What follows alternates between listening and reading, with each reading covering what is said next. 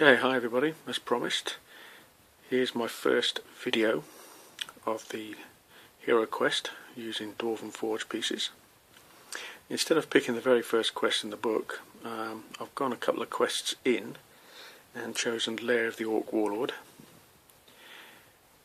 Basically what you have to do in that is the heroes have to go around the dungeon to try and find Ulag, the leader of the orcs, and kill him. Basically, when they kill him, they get rewarded with gold, and also as they're travelling around the dungeon, they get to search for more treasure. So this video is just going to be an introduction, and then the next video will be the game in action. So I'll just show you what I've got here. We've got our four main characters, which is the wizard, the elf, the barbarian and the dwarf.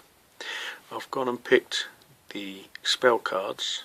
So the wizard has the fire spells, the water spells and the earth spells, and the elf has the air spells. Got the dice there ready to go. That's the combat dice, that's the movement dice. I've got all the treasure cards ready. These are the Ulag's spell cards, so when he is revealed he gets to attack with these if he wishes. Now these spell cards, what I'm going to do is every time a room is revealed, the top card is turned over and you have to resolve what that spell says. If they find a new passageway, it won't be you won't draw one, only when the room is drawn. So that's completely different from the actual game itself. I just thought I'd do that just to make it a little bit more interesting. Here we have the monster cards. Now not all of these monsters will be used in this quest. Famirs, I don't have any Famirs because I sold the actual figures that came with the game, and I've got Games Workshop painted figures instead, so they will be replaced with a different monster. So too will the mummies, but these are just for my reference, so I know how many spaces they move, what they need, what dice they need to roll for combat and defence. Here is a basic character sheet. I've got all four heroes written down. Underneath is HT, which is their hit points, which is health basically, and also gold. So any gold that they find also gets recorded here.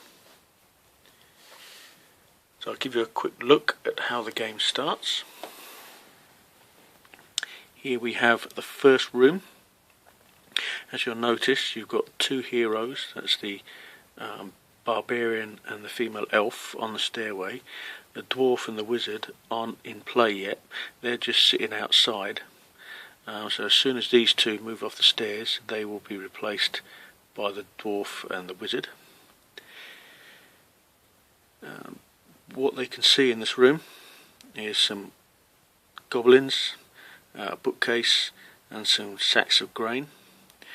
So when we come back on the next video, I'll explain this room a lot more, but just as a quick reminder, the heroes can only do two actions, which is move and attack, or attack and move.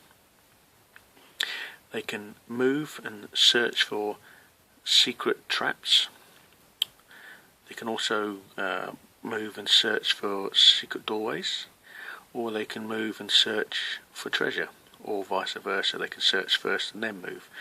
If they're going to search, they cannot attack on their go. They can only search for treasure if there's no monsters visible. What I'm going to also do is they cannot search for traps if there's monsters visible, so there's more of a chance of them actually falling into a pit. So they've got to be careful of that. So they can only do the searching if there's no monsters visible. So I'll just give you a quick look at the figures, and then I'll finish this video. Here's the barbarian.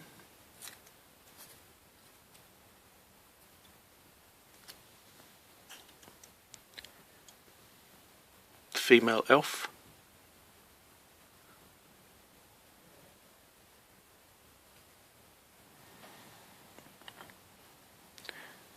The dwarf.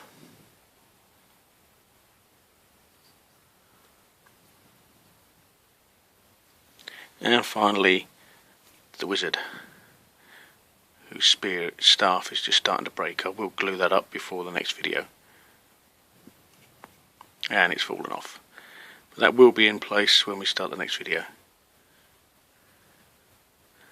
How embarrassing is that?